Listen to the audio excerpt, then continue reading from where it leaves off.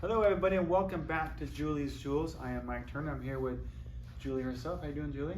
I'm doing great. How are you, Mike? Good. It is in the summer and we're all thinking about, we're thinking about Rio Del Lago is coming up. So we are doing the Road to Rio. So we're doing a multi-part series available on the Norca Ultra YouTube site, talking about the Rio course, but really getting into the details of the course, you know, mile by mile, what to expect, inclines, pavement, what shoes to wear, all the details. We're going to get down tonight. This first part is the first 44 miles of Rio. So the first 20-mile loop around Lake Natoma, and then from back to the start line at Beals, and then from Beals up to the Auburn Dam overlook or the American River overlook. So that's the first part. So what else are we going to talk about other than the our shoes and the gear? What else are we going to get into? I think we'll get into a little bit of, you know, what runners can expect at the aid stations and maybe some pacing strategies, what to do, what not to do, and especially if this is your first 100, we're hopeful to give you some valuable information to help you succeed to make it to your first finish line of your first 100-miler. It was my first 100-miler. Was it? In 2017? Yeah, my first one, yeah. Okay. Pretty excited. It was good. I had a lot of tips from a lot of our locals like MJ and Mike Tucker gave me a lot of good tips. So tips are how you get through your first 100-miler is learning from the people that have done it before. Absolutely. And we hope that the weather is pristine. We've put in an order for that, so that shall manifest. That always works. That always works. So, okay, let's talk about the first 20 miles. Well, the race start, 5 a.m., Beals Point. And that's the 50K and the 100-miler start at the same time, is that right? They do. So this is the beauty of this race, and if you're running the 50K, tune in for this first part of the course description as well. But you get the camaraderie and the energy of running with the 100-milers and hopefully not taking them out too fast. But both races start together. And when as you mentioned, so you guys always do a two-day Zoom race briefings, is that correct? 2 different days? Or is it one race briefing that you guys do? It'll be one race briefing, okay. And it's scheduled for Tuesday, October 22nd at 6 p.m. Pacific Daylight Time. We will be sending out an email to all the runners, letting them know, but the Zoom link will be posted on the Rio100mile.com website, so they can click and tune in there. And during that time, we'll be going over the course, but we'll be going over a lot of other details and logistics that you need to know for the race. So this YouTube series is going to greatly help you. We're going to be able to get into the weeds and kind of geek out on some of the sections of the course. Okay, good. Yeah, because I've always enjoyed those race briefings. You get into the sweepers, the safety, the sponsors, each aid station, who's the captain, what to expect, all the details. But this is just kind of about the course and what you need to know. So dig deep into that. So good. Yeah. Let's start. So all right, let's go. 5 o'clock, the gun goes off. It's not a gun, but you say go, and we start. What are we doing? We're heading out of Beals Point? Yeah, so we're heading out of Beals Point and we're heading on the American River Parkway. So this is pavement. There is decomposed granite that you can run on the shoulders of the bike trail, but this is in fact a pavement section, which actually is kind of nice at 5 o'clock in the morning with the headlamp. So you don't need to think or worry about, you know, tripping over a log or a technical route at this hour time of day. So I kind of call it like free miles, running in the dark, and you just kind of get into your groove and go. Of course, the trick on this section is to not go out too fast because it is a very fast moving section. So we'll be taking the parkway to the Johnny Cash Trail, and you've run the Johnny Cash Trail. I know, it's a good one. There's some hills in there too. There's a little sneaky about a mile ascent climb. About 2 miles into the course, you're gonna take a nice little warm-up hill. Take it nice and slow.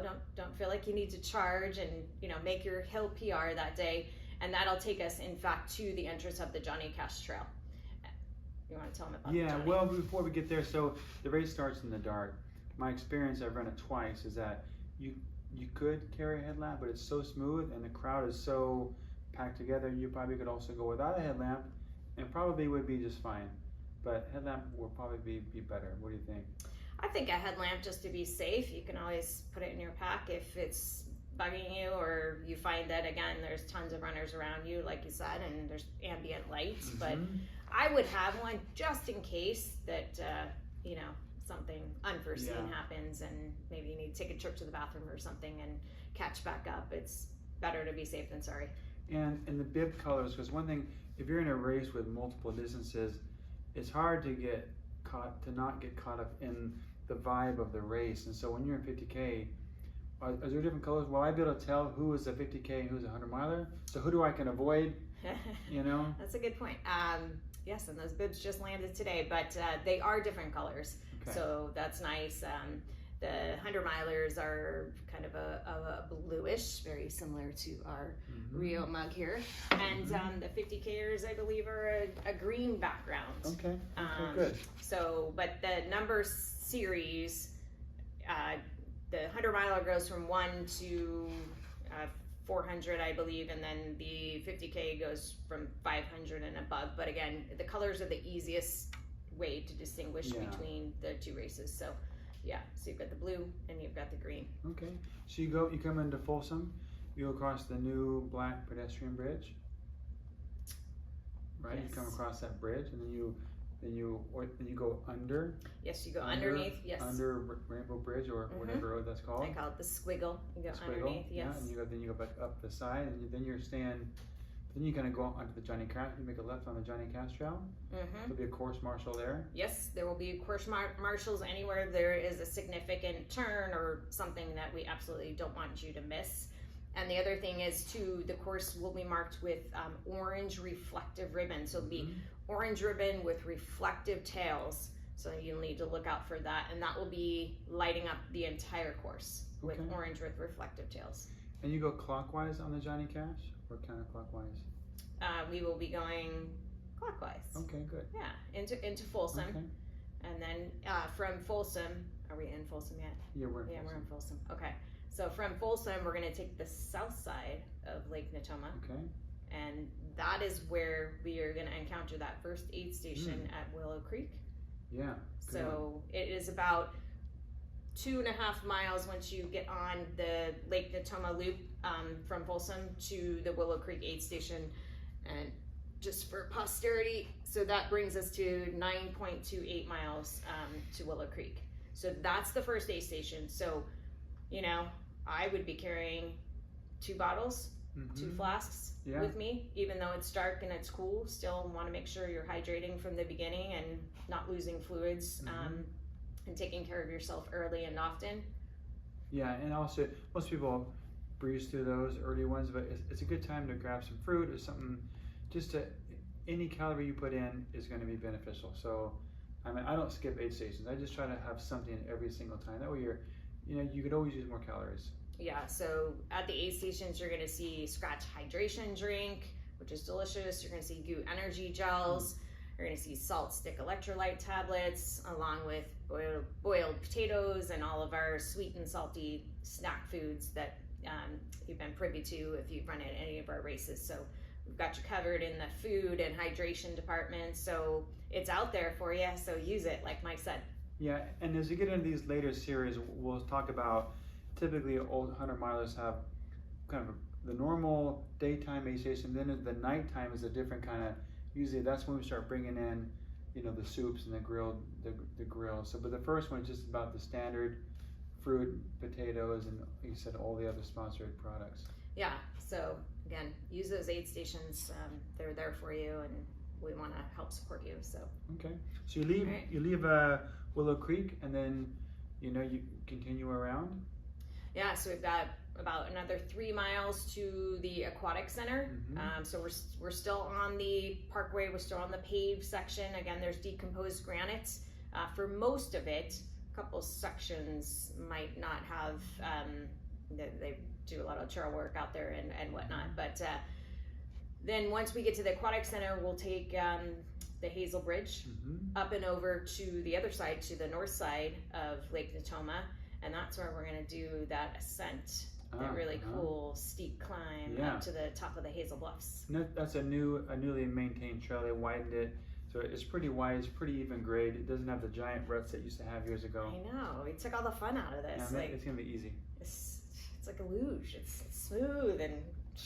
But at least Oh, you this is trail already. get off trail. It's your first chance of really getting off trail if you've been. And usually, the pack loosens up. By that point, you're, 12, 13 miles in. The pack will spread out, so you can try to, if you want to get ahead of the pack. If you think you're gonna, so I always try to.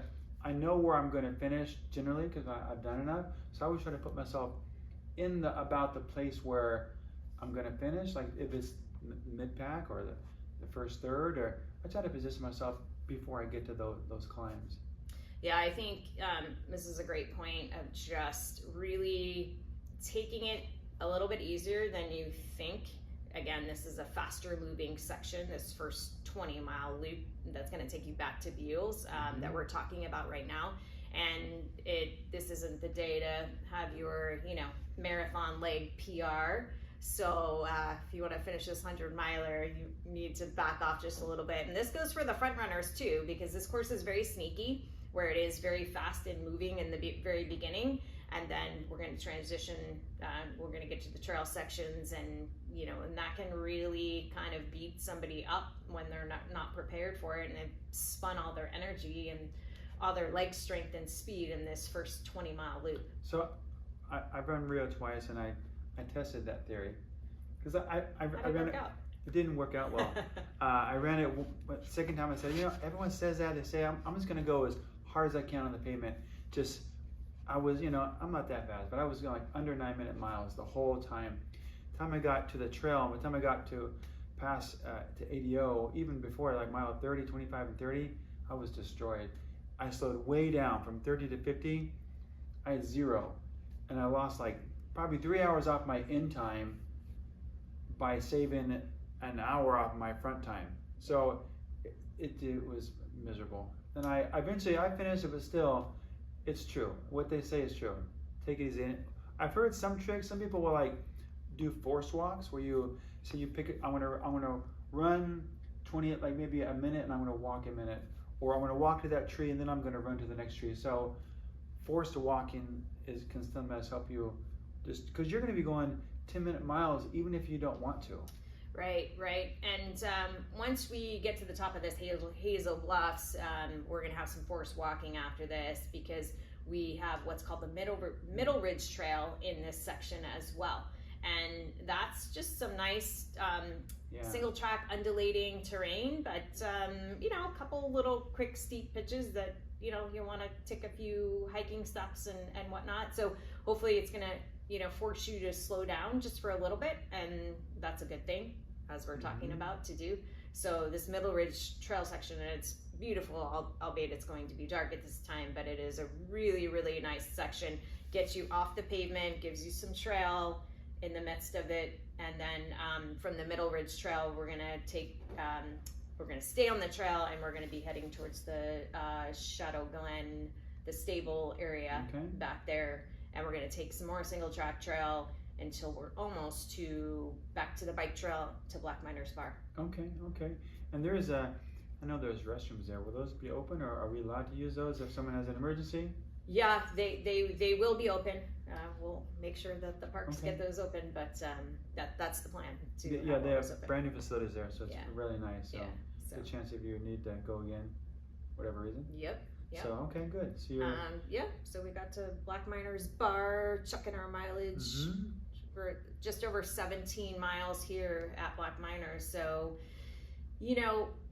this is also has come up too, like what shoes to wear on this first loop. And I think you could go either way. You could do a road shoe, do ultras, the ultra wild trail shoe, or you could do a trail shoe, a lightweight trail shoe. You do not need anything super heavy, technical oriented, just something light and fast. And you can also, when you get back to Beals on this first 20-mile loop, you could also change your shoes there at that point too. So yeah, I have had the pair of these, and all my road stuff I do in these, and I just love them. 4mm drop, the tread is good, comfortable shoe. And then I have the wild, the trail version, and I love those as well. So both those are good options for ultra you can wear in the course. Yeah, and if you want to try out a pair of ultra, hop to Fleet Feet Folsom Roseville. You can try on all the latest models, and I know one's coming up for, it's going to be unveiled, I think right around our Rio time, so we'll keep you posted on that as we know. Can't wait, you know, so that's good. New So you got your shoes and you're leaving Miners Bar, getting back to the pavement. How far until we get back to Beals? Yeah, so we've got about 3-ish. I'm an ish kind of person, so you know, just don't shoot me because I don't want to give you the exact mileage and be wrong. But so we've got about 3-ish miles here to back to Beals Point, and at this point you're back on the parkway, you're back on the pavement, but you've got a nice little grinder, like just this uphill. It's not super steep. The first pitch is a little bit steep out of Black Miners, but then it kind of levels out. But you feel like you're just slowly going uphill when you think you should be going flat, but you're not. So again, kind of a forced, look at it as a blessing, embrace it as a forced way to kind of just, if you're, you know, doing those sub 9-minute miles, back off that pace and get to 10:30s, maybe even 11 on some of these climbs. So just know that it's just going to slowly kind of grind all the way back to Beals Point. Yeah, for sure. And you're back to Beals, just a mile, what the chart has at 21-ish and change? About 21 and a half miles back to Beals. Yeah. So you're just getting into your race. If you 50K, it's half over, more than half over, but you're 100 miler, or you're fifth into it, so you're just getting started. Yeah, and this is the third aid station at Beals Point, and the spectators, your families, crews can join here. This is the first point on both courses that you know, fans and whatnot can be a part of back at Beals Point. And you can have drop bags here as well, so if you've got something special that we don't have at the aid station, you can drop your headlamp, you know, shed some layers depending upon the weather. But this is a great spot to not hurry through and really take some time to get what you need, get your gear, shoe, footwear, what have you, before you make it out on this next section, because it's going to get a little trickier from here. Yeah, and I think what I've worn, usually sometimes it can be misty, rainy in the morning, sometimes it's nice. Usually it's cool, 50, 55, in that range as I recall. It's typically cool. I wear like a light glove sometimes, and I'll, you know, just wear usually shorts, and it seems to be pretty good, and an upper layer seems to be pretty nice. Maybe pack a raincoat in case the weather looks bad, I suppose. Yeah, I think like a lightweight Houdini or shell can be, you know, really, really helpful and breathable, because you can unzipper it, and it's light enough you can crumple it up in your pack. You don't have to wear it around your waist. So, you know, stay warm, but don't be overdressed. How about poles? Every race you go, it's gonna be like a 5K. People are using poles. What's the story? Are we allowed to have poles? Are they discouraged? Yeah, this is a great question. We get this a lot, but poles are not allowed at Rio. I know they're allowed at other races and other mountainous hundreds, but you know, for this safety, because there are a lot of people, there be over 400 runners that day, and certain sections, because they're basically like, it's a single track trail, and much of this a 4-inch wide, you know, think of a balance beam, and that's all the room there is. So if we added the poles into it, it could, you know, compromise the safety of a race. So yeah, no poles. And you really don't need it. I mean, it's runnable. The backside there's some hills, but you get through it. Yeah. Okay. So we're leaving there. The next section is mile 21-ish up to ADO, Auburn Dam Overlook, American River Overlook. So that's mile 44 and change. So what is going on in that section? I know there's the infamous meat grinder in there, which people talk about. If you've not run the meat grinder, we'll have that in there as well. Yeah, so once runners leave Beals, we're gonna go over to Granite Beach, and both races, the 50K and the 100 milers, are still together at this point.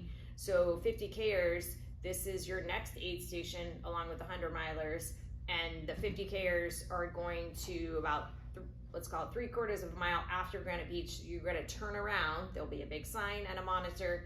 Turn around, and you're going to retrace your footsteps back to Beals to the finish line. 100 milers, unless you are planning to do the 50K that day, the shortened race, but you'll not want to turn around when you see this sign. You'll want to continue onto the Pioneer Express Trail. Again, there'll be a course monitor and markings there to designate which way to go for the 100-miler. But yeah, okay. yeah, so Any drop downs allowed from the 100 to the 50K if you're not feeling it? you need to let us know on Friday, the day before the race, if you are going to make that downgrade. So I think your question is if you could do it in the middle of the race, and you know, we'll get you a finish, but it won't be part of like the awards and that kind of thing. Okay. So you got to commit and you know, affirm your race distance, you know, 24 hours in advance to us. So okay, that's fair. Yeah. Okay, so you leave in there and you 50Ks returning back. See them, and that's just you and the rest of your 100-mile fools out there on the trail. Yeah, this is where we're gonna meet and greet with the meat grinder or the rock garden. Yeah. I don't know. It's called so many different things. Yeah, and you can get out there and you can train on that section. It's not too bad. It's only like 2.5 miles of the real rocky stuff, but it's kind of spread out over like 5 miles. Right. I think people get this section always gets a bad rap because it becomes longer and longer each year. This infamous meat grinder, and it's really not that bad, as Mike said. It's really about 2-ish miles in all of its totality, and I think why it gets its name like this is again, it's kind of rooty, it's rocky, it's a little rutted, and you just can't get in a rhythm here. So kind of your speed, if you feel like you're kind of moving along just prior to encountering the rock garden, the meat grinder, and you'll know when you're there, it kind of takes the wind out of your sail. So this is a section, just you know, hike those uphills real, you know, proficiently and effectively, and you know, run the downhills, but don't go blazing on these downhills, because you could take a bad fall in this section here. And I don't remember, is it between Horseshoe and Rattlesnake, or is it before both of them? I don't exactly remember. The meat grinder, rock garden, whatever you call it, is going to happen before you get to Horseshoe Bar. Okay. Yeah, so once we have left Granite Beach and make our way to the Pioneer Express Trail via what's called the Twin Rocks intersection, you've got about 2 miles into this section on the Pioneer Express before you're going to encounter the meat garden, meat grinder, whatever it is at this point, en route to Horseshoe Bar. Okay, good. And then we get up to there, and then we're moving right along, and we're. What mile are we at Horseshoe here? 32.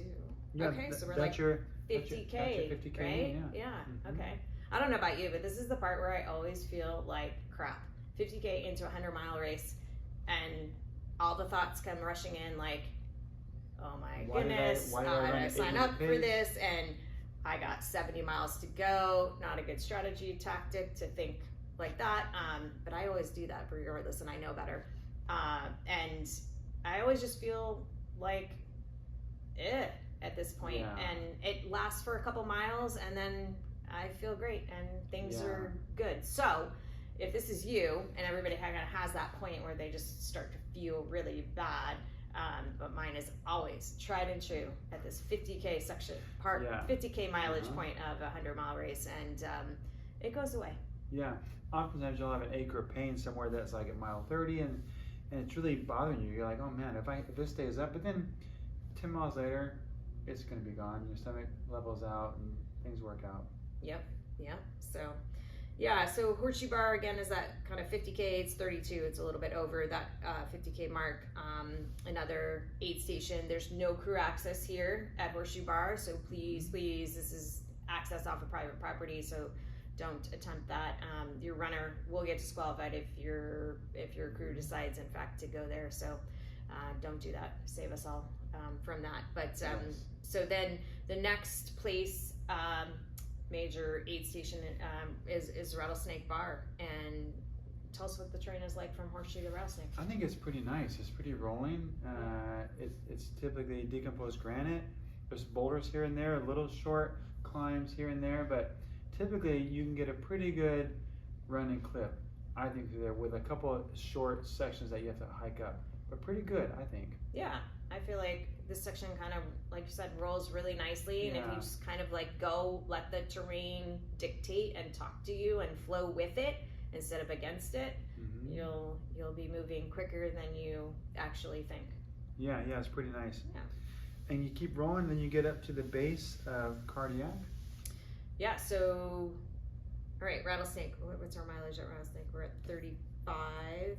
Yep, 35 miles there. And this is crew can see you here. You can have a drop bag at Rattlesnake. So if you need anything super special or whatnot, you know, need to talk to your crew chief.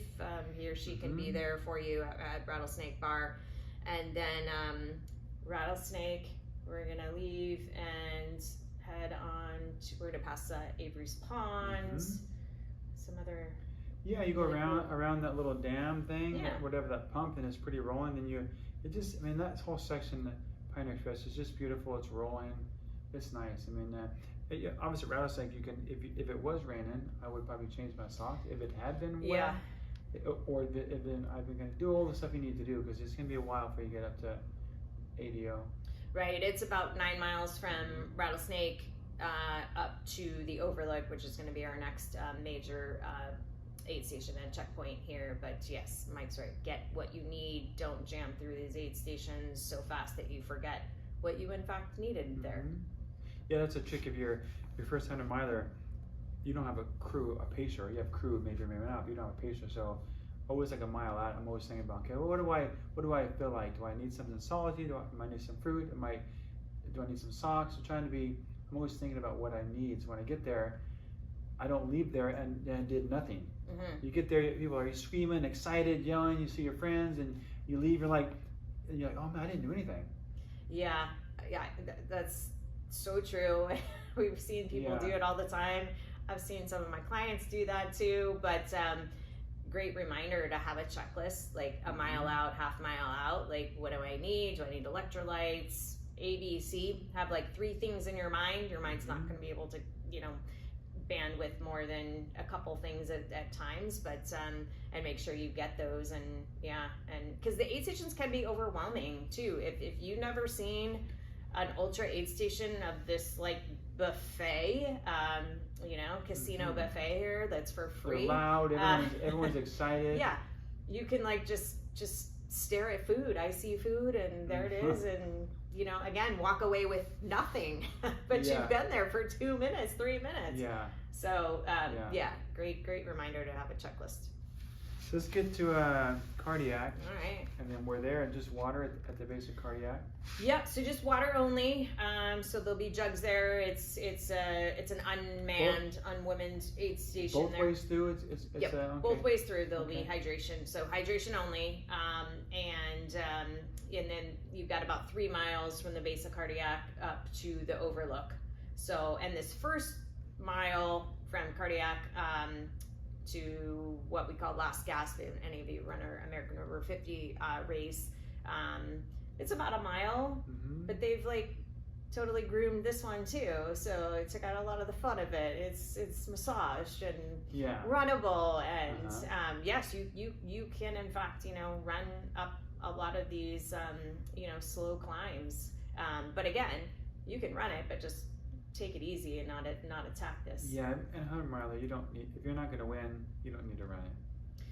Yeah, this is when you should be fueling, especially on those uphills, and where most people are more challenged, and that's just a great part to make sure you're getting in your calories and your hydration, and you're doing something while you're climbing, and that will really help you. So yeah, after Cardiac, again, we've got this mile climb up to what we call last gasp, and then we've got about 2.5 miles. All right, so maybe the back part is half a mile. My issues is getting off here, but then you've got about 2.4 miles on the pavement. So it turns to a paved road at this point, and it's an ascent up to the Overlook, a nice slow grind. Yes, it's runnable again, but we've said this before. It's probably not the best idea, in fact, to do that. On your return trip, though, you're going to be coming downhill. Yeah. So save your legs for those downhill on the return thing. But, yeah, for sure. Yeah, so we're kind of climbing up to the overlook, and again, get your checklist ready. And yeah, you should be feeling great. It's almost just under 45 miles, 44 and 0.9 something. You should be feeling super. You should be. If you're not feeling super, check yourself and see what you need, because it's just, you're still in the early part of the race. You're not at almost 50 miles, so it's a good time to check in, make sure you have everything is working. Yeah, and the overlook is probably the most bustling aid station. You're going to hit it 2 times on this course, out and back, but again, crews and spectators, along with all the aid station volunteers and captains, and also there's a medical team.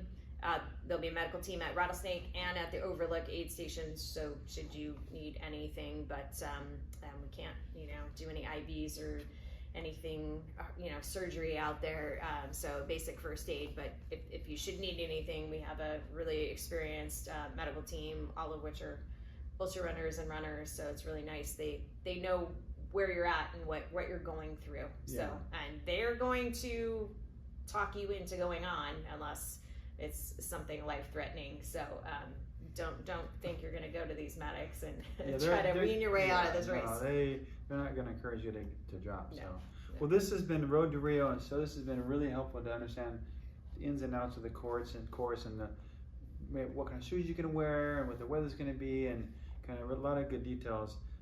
So Road to Rio, the next one you see will be from ADO, leaving there down to No Hands Bridge, and we're starting to get back in the ALT loop, which is a fascinating loop. That's where it gets dark. That's where you're heavy into the race course. So the next one's gonna be really good. Yeah. So stay tuned for part 2, and we'll go over pacers in this next video when we get to the second section of the course, and some other fun tactics and logistics. Awesome. Thank you. All right. It's been great. It's been great. Thanks, everybody. Yeah. See you next time.